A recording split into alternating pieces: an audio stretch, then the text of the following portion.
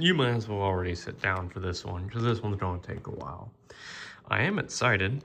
I have decided I am going to send a set of cards to CGC. Now, originally, it was just going to be like 3 cards. Then it was going to be just like 5 cards. And then, of course, I did the usual stack of 20.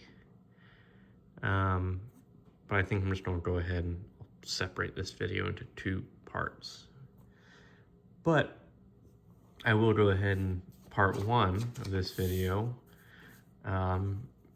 mention, of course, the decision. The decision for this stack consists not entirely of errors, but there's some good errors in here that are not common in the PSA system. Some are, but since I'm already submitting CGC, why not? Of course, also, as you know, I'm pretty much not going to ever submit to PSA if I can help it. Yeah, it just, you know, I'm a part of what's going on in terms of what is theft from PSA. Smaller than the Deoxys guy, but who knows how long this has been going on for. These are only the cases that we know of. The buying of 10s at prices of 9s, and then making them 10s again. Swapping out cards. There's multiple people. This one's just the most proven, the Deoxys one. But I am also one of the people with a Black Dot Charizard switched out with the base set Charizard. So I'm going to give CGC a try. The other part about CGC, one, I am under the understanding they definitely don't do the same thing as PSA, to where if your card happens to reach a certain grade and be a certain value, they force the price difference of the service on you, even though you didn't get any of the expedited service. They just go ahead and upcharge you for the fact that your card is now worth more, which takes away from the value of the card. But also the CGC prices are way lower than a PSA prices. I mean, way lower. And there are some other reasons why I'm doing CGC. Again, and I've been saying this before I had the conundrum with PSA. Out of all the slabs, PSA has the ugliest slabs. Are they the worst by definition? No. Are they the ugliest? Yes, they are extremely ugly slabs. Some of that is just because of their security features, but they're ugly slabs. CGC, fairly clean. A lot of people really like the blue label. I can see the blue label being good with old vintage yellow bordered cards. And then, of course, water types, if you have like full arts to where the border's blue. But as you get out of that, the blue label didn't really look that good with anything else compared to just the white black box they have. And then now, of course, CGC has their own pristine black label, which is what we're shooting for some of these cards. So, but we can go ahead and get started with this. This is going to take a little long because I didn't build a print sheet. I want to jump in on this right away. I'm really sad as I looked through my collection. Now I didn't look through 100% of my collection, but I looked through my collection where the card should be, and I didn't find it.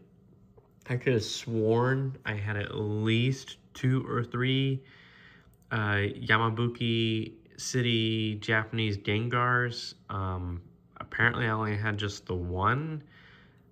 In fact, I guess I'll check my collector app. I have been pretty good about getting everything into my collector app. I definitely don't have 100% of my collection in collector app, but I do have a good amount of it. So if there is at least still any Yamabuki City Gengars popping up on my collector app, it should mean I definitely have it, because I'm also pretty good about removing inventory.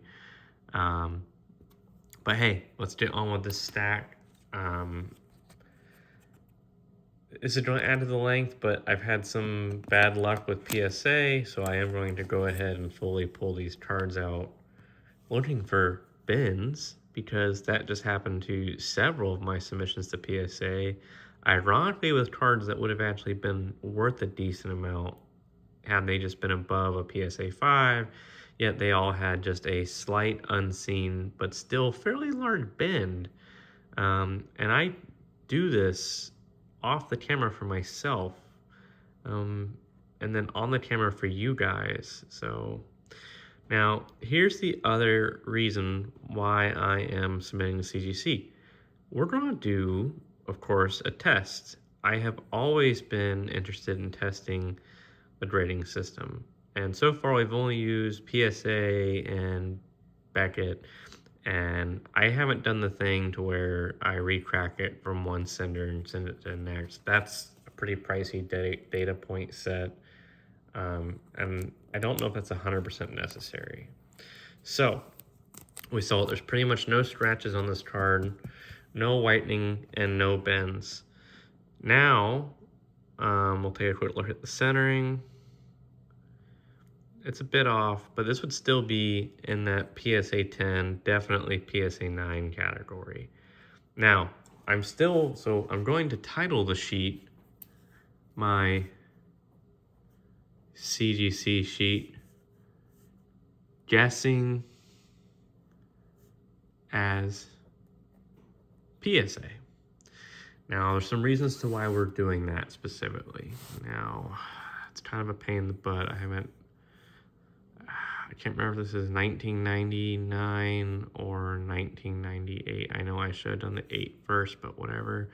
It is, however, a metal energy hollow.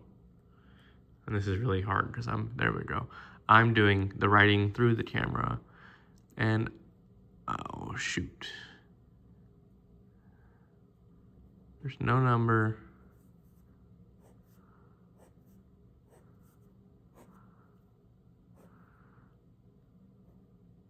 And I would say that's a PSA 9 to 10. All right, up next. Now, actually, I want to switch up the order on these. Okay. You'll find out in a little while, in a little bit. Now, I am bad about memorizing sets, so I will have to come back to said set. In fact, what year was this one? Shoot, I can't even see it with my own eyes. What's it say on camera? Oh, come on now. There we go. 2017. That sounds right. And I'll double check these before final submission. All right, 2017. It is a Latios. I don't know the name of the set. It's a hollow. E for English, really unnecessary. And its numbers are 41 of 73. Oh, this is so much better when I have it printed out. This might be a 4-part and or 5-part video, guys, just for the sake of everyone's sanity. So the hollow foil, pretty much untouched. Oh.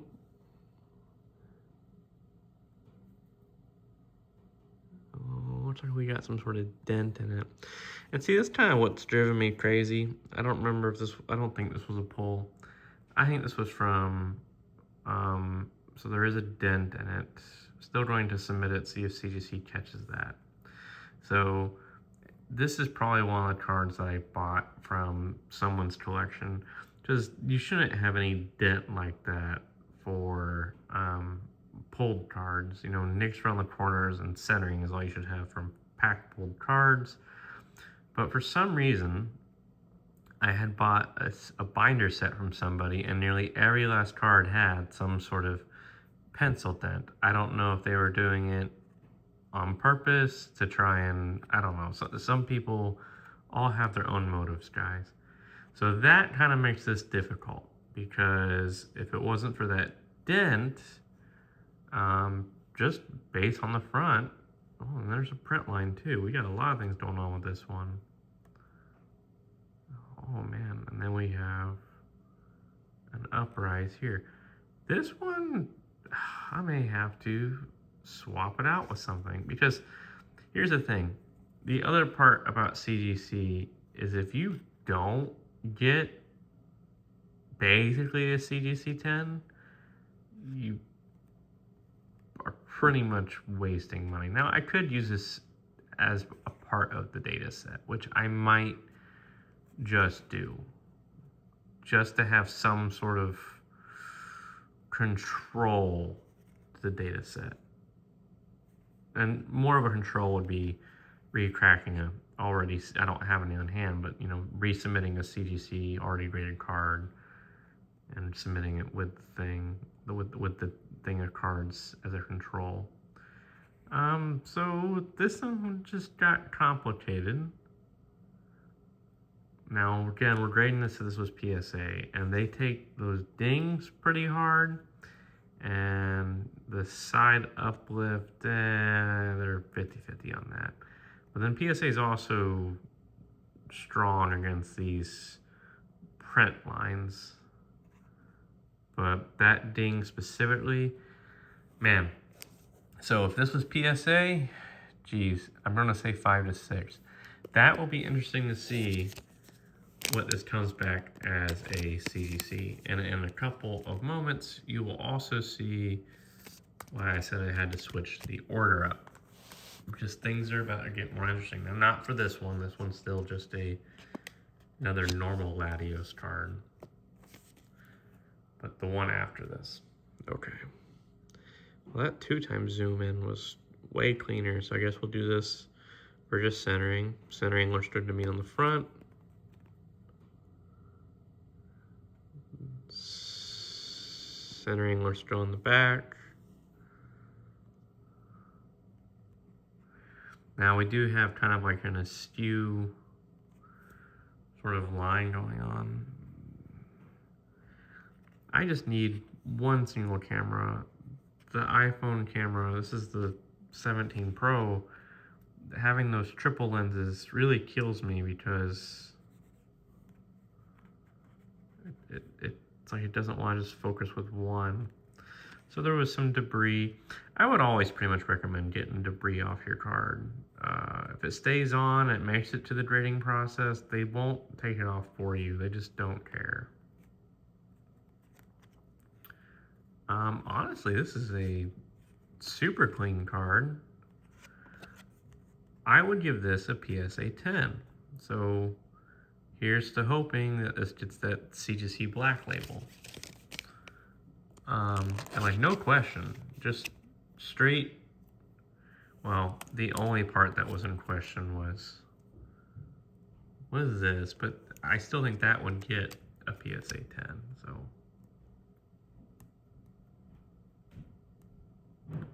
Just gotta get this in there.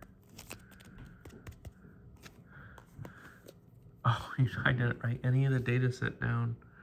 I jumped right into it. Which number is that? What's the year on this one? 2019.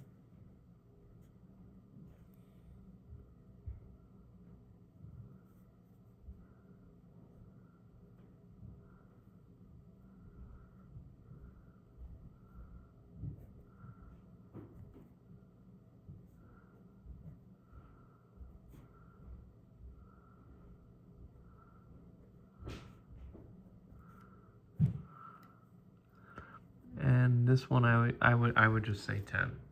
Now, this is where I said things got interesting. In fact, I can already go ahead. I already know the data set for this next one. However, there's one caveat. And that's what makes this one interesting.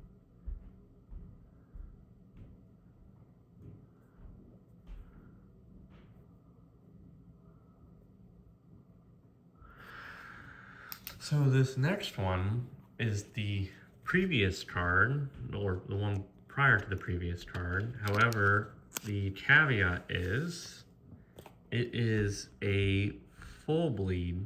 So let's see if we can get it to show up on camera. You've got the hollow. And man, it is hard to show up on camera. It is there. Come on. You can kind of see it wanting to happen, like over here in the corner on the camera, and you can kind of see a glimmer to it. I'm not just talking about the standard white light, but like you can see some flash down here on me. Yeah, it's there. Man, it is hard to see though. But yes, this is a full bleed. On camera, it's, there you go. You can see it right there. There's the wave lines right there. It's throughout the whole thing. So these are, in my opinion, a more favorable error, at least to me. I find them more favorable. Let's do a slight zoom out. Yeah, centering's not terrible. This would be in the range of a 9. I didn't see anything crazy on it, no crazy uplifts. We do have some corner stuff going on here.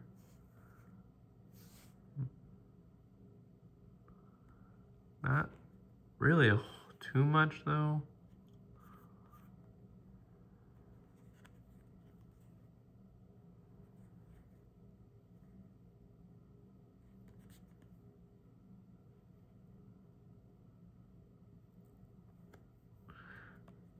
I would say 9 to 10.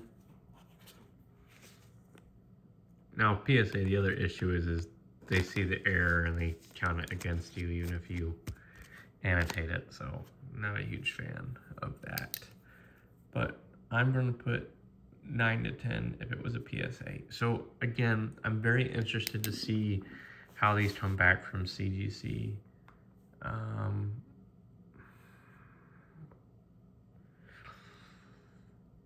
Oh, yeah. We'll go ahead and fit one more in. Now, when I saw these cards, because I just didn't know anything about them, I had first thought, oh, it's a fake card. And then when I found out it was a real card, my next thought was, oh, it's a super rare card. It is a real card. It's not exactly a super rare card. It's rare in its own right, because you just don't see too many people with these. But these are just cards that are from the people's decks who played in the tournament. And then it has their signature. So this Nidoqueen does have some corner uplift on 2 of the corners, 3 of the corners, technically all 4 corners. However, it's super minor uplift. I mean, really consider how zoomed in I am on the card. So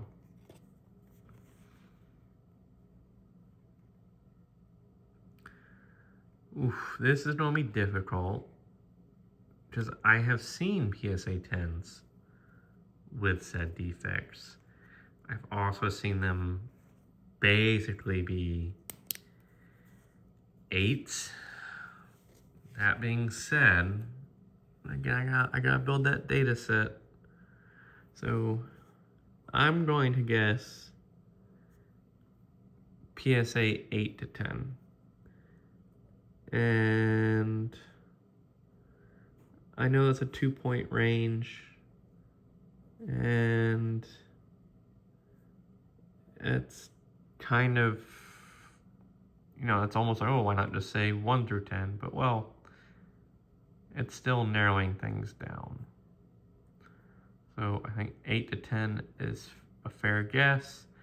And I also want to put Jeremy Marone. That's the guy who played this card for the World 2005. Okay, 5 cards, and this is just part 1.